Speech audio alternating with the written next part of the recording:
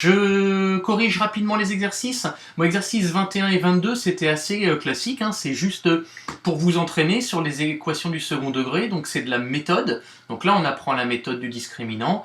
Donc je vous avais donné donc 21 et 22. Exercice, le premier, c'était x carré moins 10x plus 16. On repère bien les valeurs de A, de B et de C. On applique la formule pour calculer le discriminant, donc b carré moins 4ac. Vous ferez attention, dans celui-ci, le b est négatif, donc pour le mettre au carré, il faut le mettre entre parenthèses. D'accord ? Sinon, ça ne marche pas, vous n'avez pas le bon résultat. Hein. On veut bien le carré de moins 10, et pas moins 10 au carré. C'est pas la même chose. Si vous oubliez les parenthèses, essayez sur la calculatrice, vous verrez, vous n'avez pas le même résultat. Bon, ici on trouve 36, donc il y a deux solutions.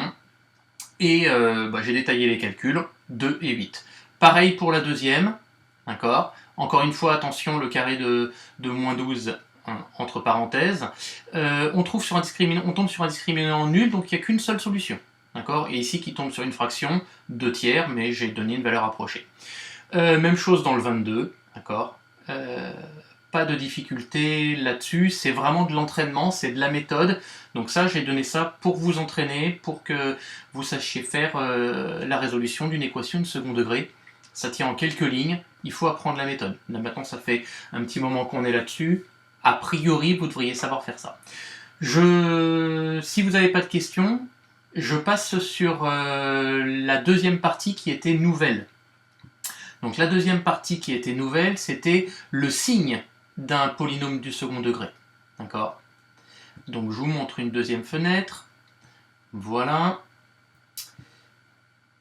Hop. C'est bon, vous avez bien le changement ? Donc on est sur les exercices qui vont de 42 à 47. J'avais fait le 42 pour vous, hein, le document quand vous le téléchargiez, eh bien vous aviez le 42 qui était déjà fait.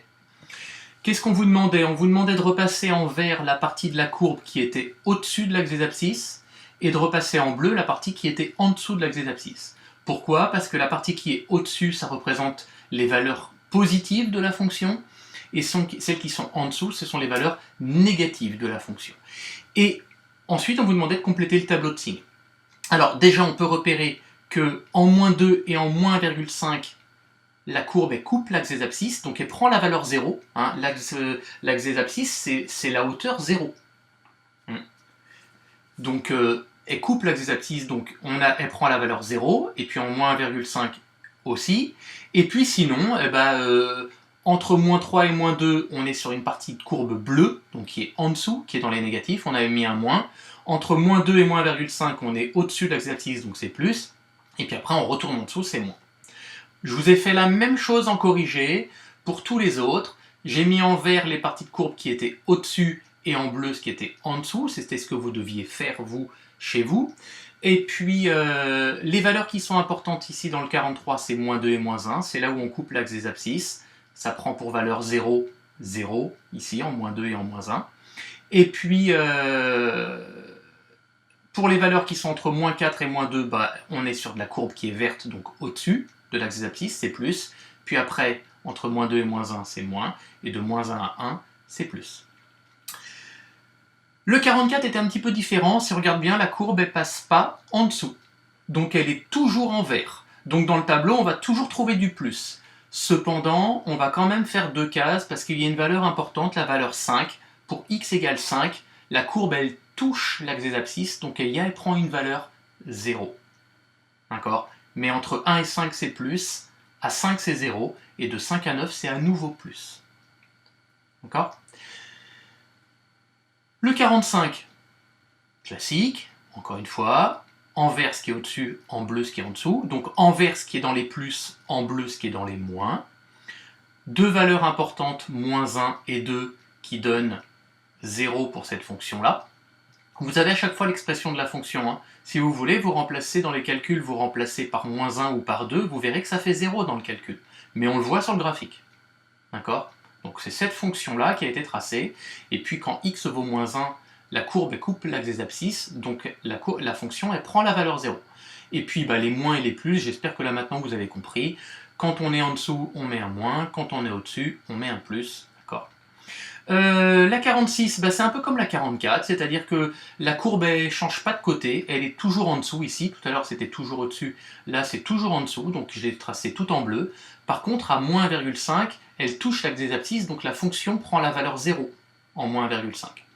Par contre, j'ai mis que des moins, parce que de moins 3 à moins 1,5, on est sur une courbe bleue, dans les moins, donc, et puis pareil, pour de moins 1,5 à 0. La dernière, c'est un cas particulier. Si on regarde bien, la courbe, elle ne touche même pas l'axe des abscisses. Elle est tout le temps dans les plus, elle est tout le temps verte pour nous, tout le temps au-dessus, et donc j'ai mis juste un plus. Il n'y a pas de valeur de x particulière, la courbe est toujours là. D'accord? Est-ce que c'est clair là ce que j'ai raconté? Dites-moi. Pas de questions? Je rajoute une petite chose pour faire le lien avec le discriminant. Oui, alors j'attends juste que vous tapiez, d'accord. Donc, un petit lien avec le discriminant. Ici, la courbe, elle coupe l'axe des abscisses en 2 points. Bah parce que, en fait, et donc on pourrait dire qu'il y a un discriminant qui est positif, puisqu'il y a 2 solutions. Il y a 2 valeurs qui donnent 0. D'accord? Qui serait solution. Si on faisait la résolution de cette équation-là, moins 2x carré, moins 7x, moins 6 égale 0, les valeurs qu'on trouverait, ce serait moins 2 et moins 1,5. Donc ici, le discriminant, on peut, comme il y a 2 solutions, on sait qu'il est positif. Ici, le discriminant, il est aussi positif, il y a 2 solutions. Ici, le discriminant, il vaut combien d'après vous? Ben, comme il n'y a qu'une seule solution, il n'y a qu'une seule valeur de x qui donne 0, ben, le discriminant, il est nul. Il vaut 0, le discriminant. Ici, le discriminant, il est positif puisqu'il y a 2 valeurs qui donnent 0. Il y a la parabole, elle coupe l'axe des abscisses en 2 points. Ici, elle coupe en un seul point, ça veut dire que le discriminant, il vaut 0. Et puis ici, la parabole, elle coupe pas. Donc il n'y a aucune valeur de x qui font que cette expression soit égale à 0. En fait, il n'y a pas de solution. Si on faisait la résolution de ça, on trouverait qu'il n'y a pas de solution. Bah oui, la courbe, elle coupe jamais l'axe des abscisses. La fonction ne prend jamais la valeur 0. Et le discriminant, donc, il est négatif. Donc ça correspond à ça graphiquement. Mais d'ailleurs, c'est ce que je vous ai mis dans le cours. Hein. Le document de cours vous présente une parabole qui coupe 2 fois l'axe des abscisses, ou qui touche l'axe des abscisses en un point, ou qui ne touche pas du tout l'axe des abscisses. Mais ça, c'est pour faire le lien avec le cours. Ça marche pour la correction d'aujourd'hui?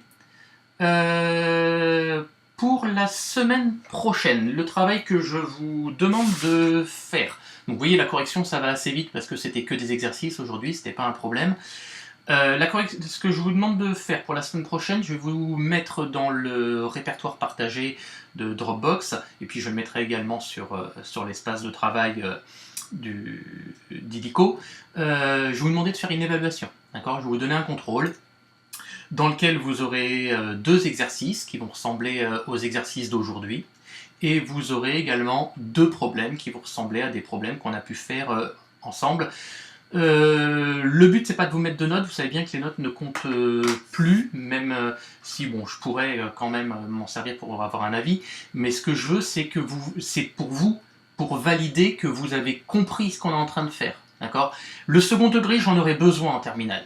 C'est très important. L'année prochaine, je vais utiliser ça en classe de terminale. Il faudra être capable d'utiliser le discriminant, d'être capable d'étudier le signe d'un polynôme de second degré comme on a fait aujourd'hui là dans les exercices 42 à 47. Donc c'est important que vous soyez au point là-dessus. Donc je vais vous proposer un contrôle. Faites-le sérieusement, c'est pas la peine de... Enfin, je sais, hein, ne partagez pas les informations les uns les autres. Le but, c'est pas de me rendre un travail absolument. Le but, c'est de le faire pour voir est-ce que vous avez compris, est-ce que vous êtes autonome là-dessus, et est-ce qu'on pourra s'en resservir l'année prochaine. Donc c'est vraiment ça le but. Hein. Par contre, je vais vous demander de me le rendre celui-ci parce que je veux voir ce qui sera compris ou pas compris. Donc vous pouvez me le rendre de différentes manières. Enfin, sur WhatsApp, vous pouvez le prendre en photo et puis me l'envoyer sur WhatsApp. Vous pouvez me l'envoyer par mail, vous l'avez peut-être déjà, mais je pourrais le remettre mon mail, ce sera peut-être plus pratique par mail au final. Mais bon, bref, vous me faites parvenir ça pour la semaine prochaine, et puis moi, mardi prochain, je ferai la correction de ce travail-là. Donc ça, je vous mets ça par écrit dans l'espace de travail illico, je vous remets ça comme d'habitude dans Skype et puis dans WhatsApp, et comme ça, vous saurez quoi faire et où me le rendre. Je vous mettrai mon adresse mail, enfin je rappellerai mon adresse mail si vous ne l'avez pas. Voilà, est-ce que vous avez des questions sur ce qu'on a fait aujourd'hui? Dites-moi.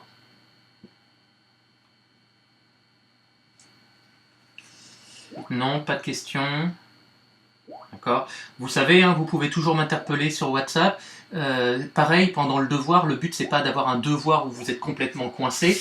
Vous faites le devoir. Bien sûr, vous pouvez aller voir les exercices qu'on a déjà faits. Hein, vous pouvez vous référer. Le but c'est pas de faire comme en classe, mais c'est de voir si vous êtes autonome là-dessus. Et puis s'il y a une question, s'il y a quelque chose sur lequel vous êtes complètement coincé, je réponds, hein, d'accord? Vous m'envoyez un petit message. Par contre, pour une fois, je veux que le travail me revienne parce que je veux voir ce que vous êtes capable de faire ou pas. Et encore une fois, ça ne m'intéresse pas de corriger 3 fois la même copie s'il y a un élève qui le fait pour 3 autres, ça ne m'intéresse pas, d'accord? Vous ne me l'envoyez pas à ce moment-là et puis ça c'est mieux, d'accord? Faites-le surtout pour vous, pour vérifier si vous avez compris.